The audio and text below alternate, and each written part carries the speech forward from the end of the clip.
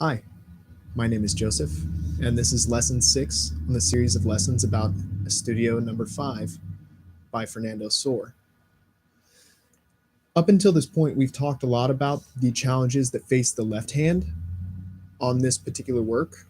Um, and I would say that that's because many of the challenges that are faced in this piece are in the left hand. However, there are a couple of things about the right hand that might be a little tricky.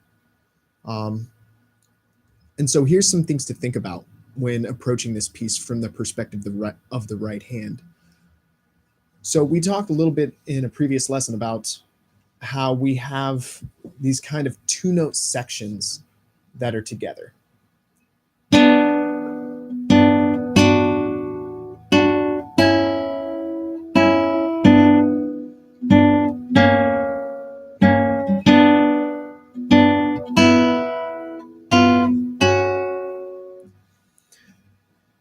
And so since you have such a clear setting of two notes at a time, it can be desirable sometimes to assign those two notes to fingers. So during a lot of this piece, I play those two notes with the middle and the index, as is marked in the Segovia edition of this piece.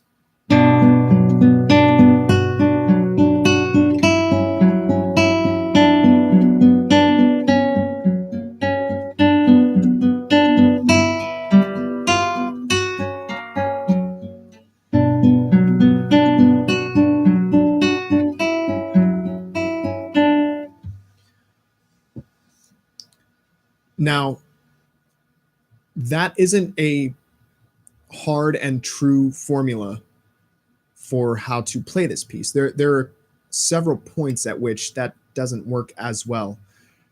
For instance, at measure 23, there's a cadence where you have a bar on the second fret. And you might want to use the rest of your fingers as so.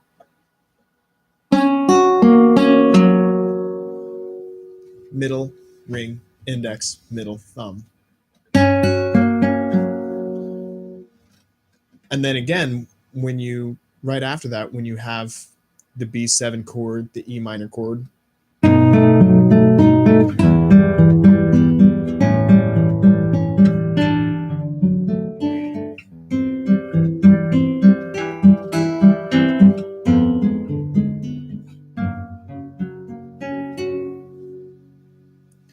it might be more desirable to start using all four fingers because you don't have such a clear pattern of two notes working in conjunction with each other. This is especially evident in the penultimate system, measure 41, give or take.